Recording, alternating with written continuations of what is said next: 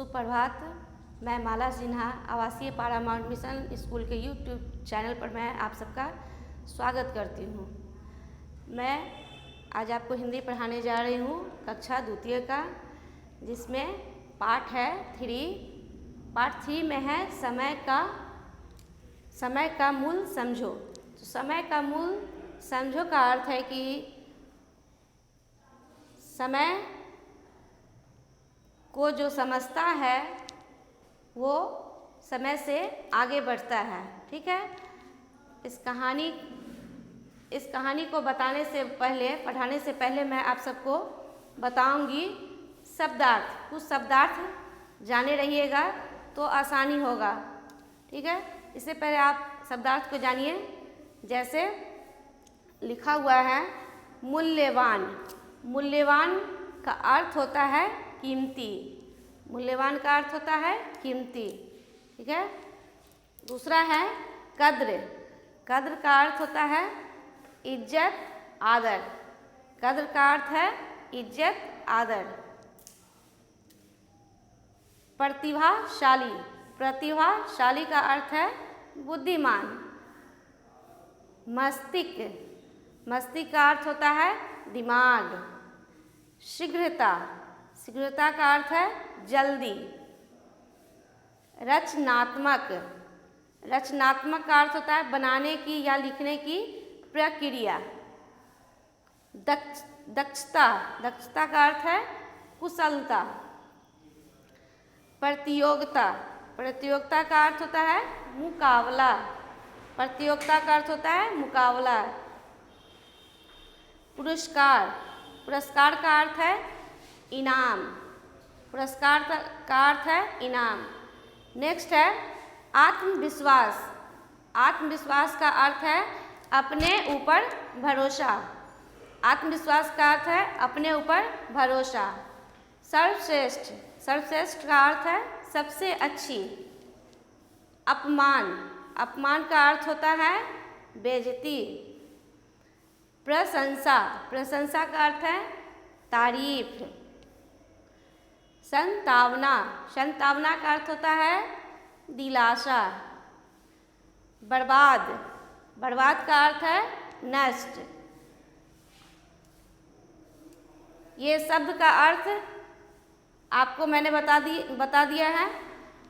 अब आगे हम इसकी कहानी बताएंगे। समय का मूल्य समझो। समय का मूल्य समझो। पाठ 3 है, पेज नंबर 19, जिसमें लिखा हुआ है समय का मूल्य समझो। ठीक है। इस पाठ में इंग्लैंड के प्रसिद्ध लेखक अर्नेस्ट बचपन की एक घटना का उल्लेख कर समय का मूल्य समझाया गया है। समय बहुत मूल्यवान है। समय का चक्र अपनी गति से चलता रहता है। जो इस चक्र में पिछड़ जाता है उसे असफलता हाथ लगती है। बाद में पछताना व्यर्थ रहता है। समय जो है बच्चों बहुत कीमती होता है, और इस समय के अनुसार हम नहीं चलेंगे, हम समय के अनुसार कार्य नहीं करेंगे तो क्या होगा, हम पिछड़ जा सकते हैं। और समय समय से हर काम को करेंगे तो हम समय को पकड़ कर चलेंगे तो क्या होगा, हम आगे बढ़ सकते हैं और सफलता मिलेगी, असफलता पीछे रह जाएगी। अतः समय की कद्र करना सीखो। इससे जीवन में अनुशासन आता है तथा सभी काम समय सीमा में सफलतापूर्वक होते हैं। और हमें क्या ज़रूरत है, अनुशासन की। अनुशासन में जब हम रहेंगे बच्चों तो क्या होगा कि हम सभी काम को समय से करेंगे और आगे क्या होगा, सफलता मिलेगी।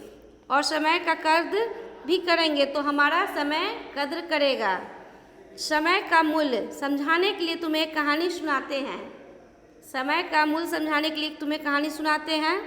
कहानी में है, इंग्लैंड के एक प्रसिद्ध स्कूल में एक विद्यार्थी पढ़ता था।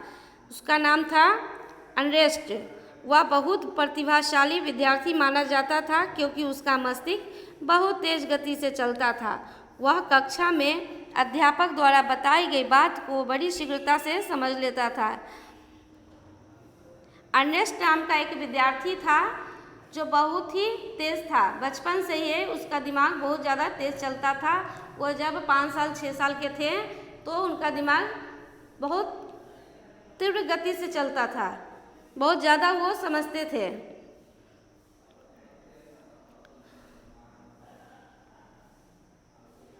वह कक्षा में अध्यापक द्वारा बताई गई बात को बड़ी शीघ्रता से समझ लेता था।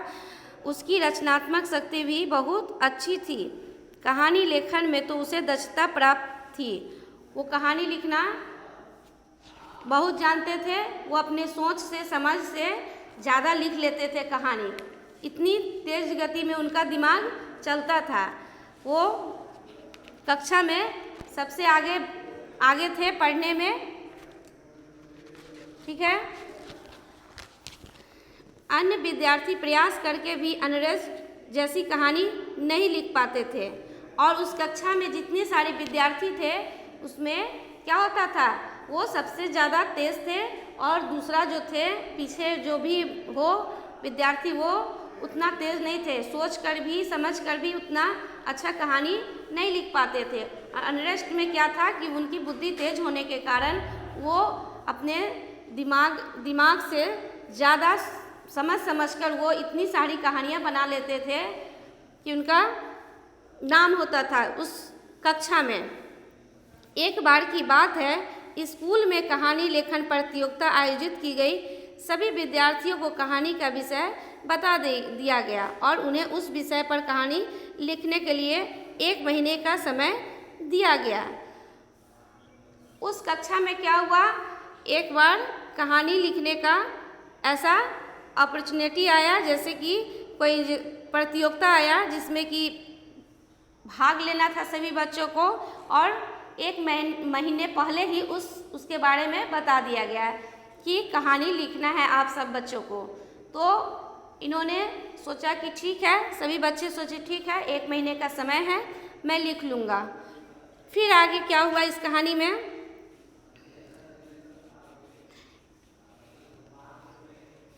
प्रतियोगिता में भाग लेने के इच्छुक विद्यार्थी कहानी लिखने में जुट गए। इस प्रतियोगिता में अर्नेस्ट भी एक प्रतिभागी था। अतः अधिकांश शिक्षकों और विद्यार्थियों को आशा थी कि यह पुरस्कार अर्नेस्ट को ही मिलेगा। अर्नेस्ट के लिए कहानी लिखना बाएं हाथ का खेल था। अर्नेस्ट इतनी तीव्र गति उनके पास थी, दिमाग इतना तेज था कि वो चाहते तो 1 महीना में कहानी 1 महीना से पहले लिख देते हैं, लेकिन उन्होंने सोचा चलो अभी बहुत समय है, मैं लिख लूँगा कहानी को। ये सोचकर वो कहानी सोचकर खेलने में कूदने में लग गया। अर्नेस्ट को अपने ऊपर कुछ अधिक ही आत्मविश्वास था। वह कुछ लापरवाह होता जा रहा था। कहानी लेखन के बारे में उसने सोचा, लिख लेंगे, अभी तो बहुत समय पड़ा है, थोड़े दिन मौज मस्ती कर ले। तो अर्नेस्ट को अपने आप पर क्या था, आत्मविश्वास था, अपने ऊपर बहुत ज़्यादा भरोसा था कि हम कहानी लिख लेंगे, अभी तो बहुत समय है और थोड़ा सा मौज मस्ती में अपना समय को बिता लेते हैं, खेल कूद में बिता लेते हैं। तो वो थोड़ा सा लापरवाही कर दिए और आगे अर्नेस्टेन इधर उधर घूमता रहा। समय बीतता जा रहा था। अन्य विद्यार्थी अपने लिखी कहानी को काट छाट कर संवारने के काम में जुटे थे।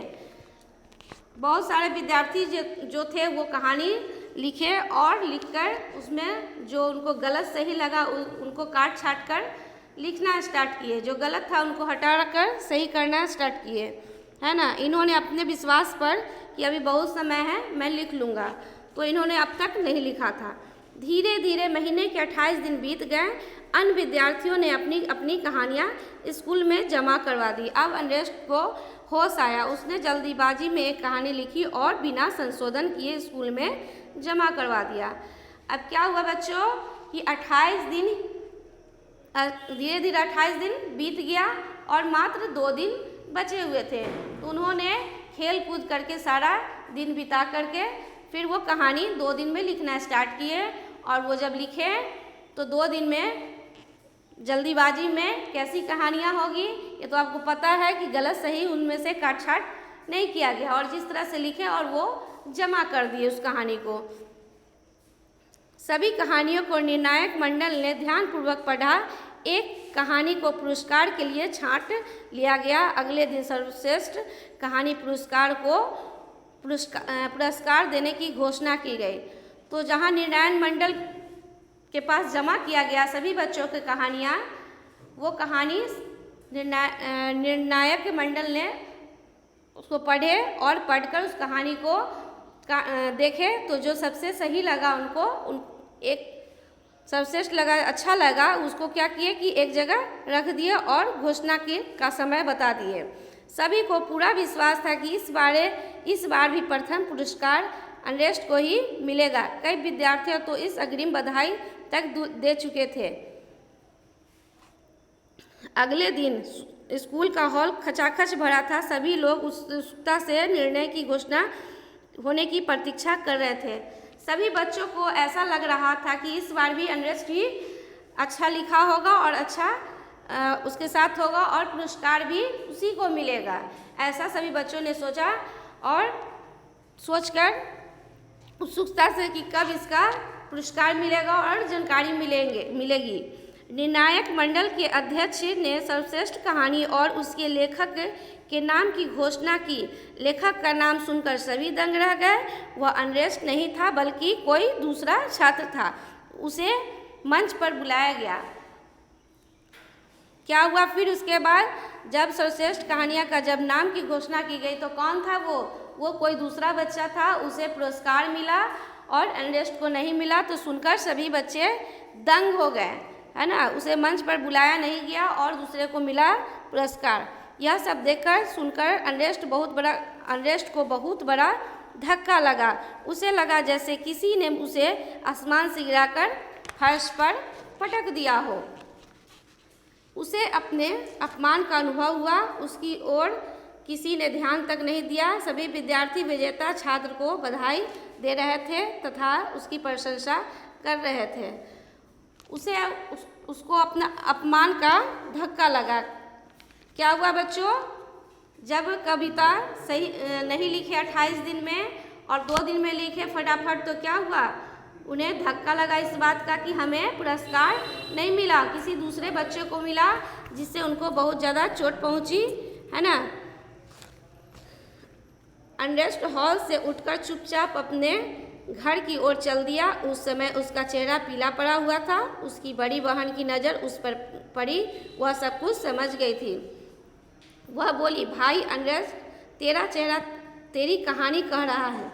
तेरी आंखों के आंसू बता रहे हैं कि सर्वश्रेष्ठ कहानी का पुरस्कार तुझे नहीं मिला है। उस अनरेस्ट की बहन जो थी वो पहचान गई कि इसे पुरस्कार नहीं मिला। उसकी आंखों से यह पता लग गया कि इसको पुरस्कार नहीं मिला है और वो बहुत